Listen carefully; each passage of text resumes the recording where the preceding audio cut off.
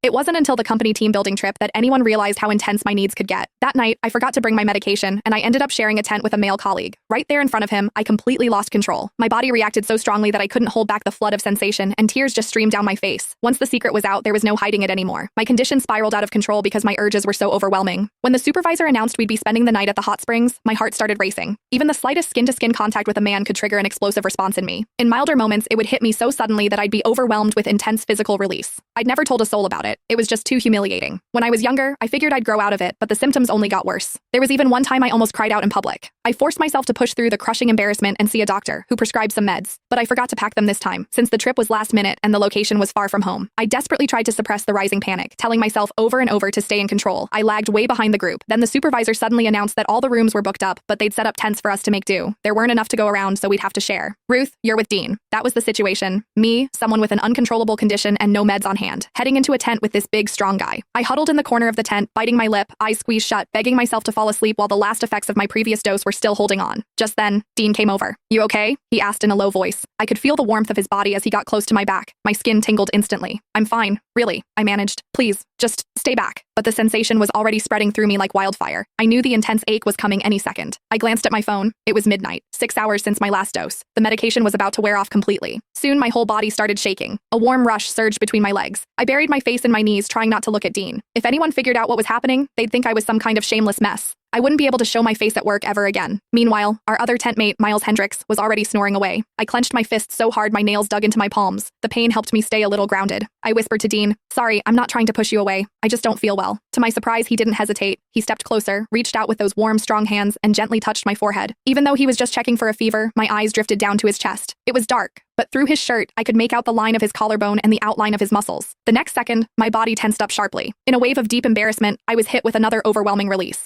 I barely stifled the sound that wanted to escape. Worst of all, the aftershocks made me tremble even more. Dean clearly noticed. "That's weird. You're flushed, but no fever," he murmured, still softly brushing my forehead and cheek. I shook harder, turning my face away, but the tent wall was right there. No escape. I clenched my jaw to keep quiet, while realizing I couldn't stay trapped in this small space. All I could smell was him. No cigarette smoke, just a clean soap scent mixed with that strong, unmistakable masculine vibe. In a panic, I shoved him away. He stumbled back a few steps. I scrambled out of the tent. I didn't even think about how short my skirt was or how obvious the dampness on my lace underwear must have been. He quickly turned away, trying not to stare, but he wasn't clueless. He seemed to put it together in an instant and hurried out after me. By then, I was completely out of control, my body burning with need like never before. My mind was flooded with images of Dean, the bit of collarbone peeking from his white shirt, his Adam's apple moving when he swallowed, his healthy tan skin, those warm hands. I hadn't gone far before my legs gave out and I dropped to my knees. The urge had totally taken over. The impact on the ground didn't even register. Dean caught up immediately, trying to stop me. He helped me up. "What's wrong?" he asked softly.